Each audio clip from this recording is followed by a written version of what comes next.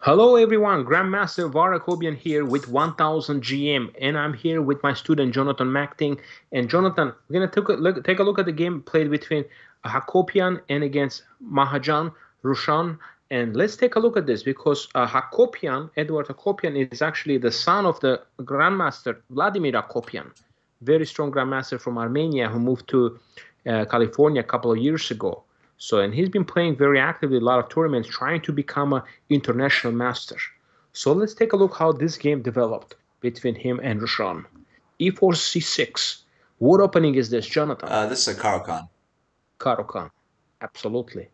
And we have the advanced variation. And here, typically, black plays bishop f5. This is the main move in this position. But here we see the move c5 played by Rushan, trying to break the center, deviating with some of the main theory. D takes c5, e6. This is theory. a3, bishop c5, knight f3, knight d7, c4. Break the center back. Trying to break the center back, absolutely, makes sense. I know people sometimes play bishop d3 in this position too, but c4 is interesting. I like it. Queen c7. Very clever move, queen c7 now, attacking on e5, but also threatening a move, bishop takes f2 check. Discovery on this guy. Pick up the white square bishop. Picking up that bishop. Like if you go here, you're not paying good attention. Well, slap that off. Is hanging. So yeah. But even if that wasn't, trying to get carried away defending this guy. And then you snap it off. Look at this, guys.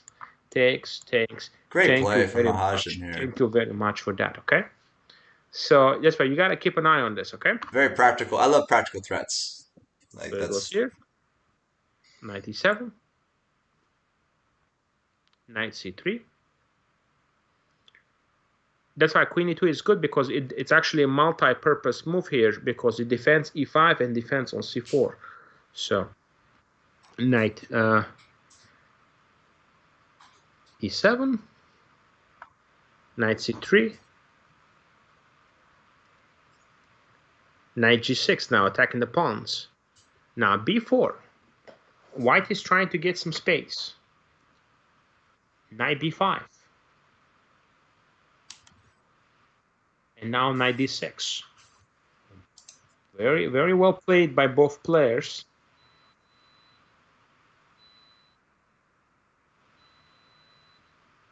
Rook d1.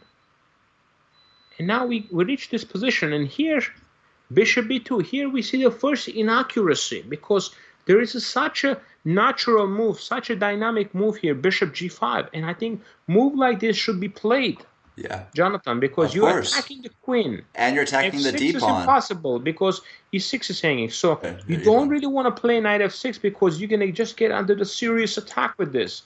h4, h5 coming up. And look at this. Look at this idea, h5, pressuring the knight. You take here, I take here. Now g5 is dropping. I mean, this is just a really, really difficult position now for black. This is just losing. And I mean, on the other hand, yeah, he can play here, but that's just not going to be cool, you know. The knight, how is that knight going to come back into the game? Yeah, you can only see one square and it's blocked, so it's not. So this is a problem. So yeah, bishop g5. So the queen e8 is forced, but I think bring the last piece into the game and just sit and pause for a second here. Look at this position, Jonathan. Every piece you have is developed, and then you still have the h4, h5 idea in your plan, okay? And it's going to be very difficult for black to do anything. I think this is a very, very serious pressure here, okay? We see. Wow, that's really good. h4, h5, and putting pressure. Got it? Yeah, absolutely. a6. Yeah, and you just continue. I like h4 idea, but b5 is interesting too because he doesn't want to allow black to play b5. That's why he does it. Very clever, actually. He doesn't want him to play b5 and develop the bishop. So, yeah, but Hakobian, Edward, played bishop b2, and now I feel like this move gave Rushan ideas, okay, to get the pieces out. Bishop, rook fd8. Yeah, I felt like now it's just a game, you know.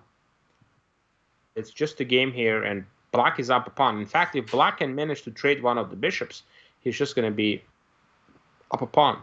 But here, it's just equal because two bishops are strong enough that he has enough compensation, okay? But objectively, Rushan should never lose. Okay, so this is a mistake here. This is a typical mistake, and I can explain to you why this is a mistake. You should never do this. When a bishop is like this on b3, blocking this, you never want to push this pawn, okay? Yeah, because it's too strong. You create the monster. This is a dead bishop here. Dead bishop, okay? This is a good bishop on b2, but this is a dead bishop.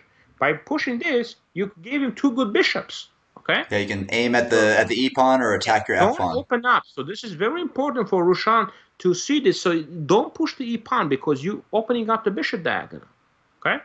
So that's something you don't want to do. h5, some aggression, but again, we know pawns, they don't go backwards, Jonathan. Yep. Every pawn move creates weakness. Oof. Now bishop c2, and things are starting to be loose, you know. Yeah, a5 is loose, h5 is loose, e5 is loose, g6 is loose. Yeah, and now he just checks. Okay. Yeah, queen h5 would have been fine too. Yeah. And now white is basically free rolling because he got the pawn back, and now a7 hanging, b7 hanging, h5 hanging, and black is in trouble here. Rook e8. And here I'm just surprised the pawn wasn't taken here. This looks like a free peshki, no? Yeah. This looks like a free peshki. I don't know, both players didn't take it. So, I don't know. They were afraid of rook e5, but okay, just go back. There's just no way to put more pressure here. So I guess he's worried that maybe there would be some queen over and then like f5 ideas or something like that. But that seems slow. You know, f5 always runs into bishop d5 check there. Oh, yeah, you're right. Rook e3. Yeah, and here it's just basically winning now for Hakobian. And now a beautiful finish, actually. Position is already very difficult, but a beautiful finish here. Bishop h7 check. So you got to take, otherwise I take on e8 with check, and now check. And this is surely Rushan probably missed this idea because you cannot go to backwards rook e8, and if you play g6, queen takes f7, check, you go back takes, and if queen h6, queen f4, check. So that essentially forces you to do this, and you cannot go king h6 because of queen f4 check. Wow. So it's a very important line here. g6 takes here. This is hanging with the check, guys. And then you take the rook, because if you take here immediately, then I've got the mate here. Yeah? So that's the difference.